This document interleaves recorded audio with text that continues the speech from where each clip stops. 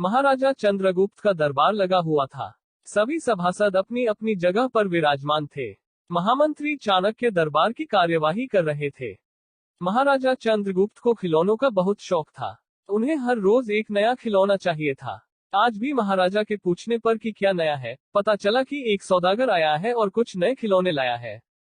सौदागर का ये दावा है कि महाराज या किसी ने भी आज तक ऐसे खिलौने न कभी देखे हैं और न कभी देखेंगे। सुनकर महाराज ने सौदागर को बुलाने की आज्ञा दी। सौदागर आया और प्रणाम करने के बाद अपनी पिटारी में से 3 पुतले निकालकर महाराज के सामने रख दिए और कहा कि अन्नदाता, ये तीनों पुतले अपने आप में बहुत विशेष हैं। देखने में भले एक जैसे लगते हैं मगर वास्तव में बहुत निराले हैं। पहले पुतले का मूल्य 1,00,000 मोहरे हैं, दूसरे का मूल्य 1,000 मोहरे हैं और तीसरे पुतले का मूल्य केवल 1 मोहर है। सम्राट ने तीनों पुतलों को बड़े ध्यान से देखा। देखने में कोई अंतर नहीं लगा, फिर मूल्य में इतना अंतर क्यों? इस प्रश्न ने चंद्रगुप्त को बहुत परेशान कर दिया। हार के उसने सभासदों को पुतले दिए और कहा कि इनमें क्या अंतर है, मुझे बताओ। सभासदों ने तीनों पुतलों को घुमा फिराकर सब तरफ से देखा मगर किसी को भी इस गुत्थी को सुझाने का जवाब नहीं मिला। चंद्रगुप्त ने जब देखा कि सभी चुप हैं तो उसने वही प्रश्न अपने गुरु और महामंत्री चाणक्य से पूछा। चाणक्य ने पुतलों को बहुत ध्यान से देखा और दरबान को 3 तिनके लाने की आज्ञा दी। तिनके आने पर चाणक्य ने पहले पुतले के कान में तिनका डाला। सब ने देखा कि तिनका सीधा पेट में चला गया। थोड़ी देर बाद पुतले के होंठ हिले और फिर बंद हो गए। अब चाणक्य ने अगला तिनका दूसरे पुतले के कान में डाला।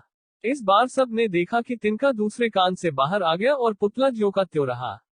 ये देखकर सभी की उत्सुकता बढ़ती जा रही थी कि आगे क्या होगा। अब चाणक्य ने तिनका तीसरे पुतले के कान में डाला।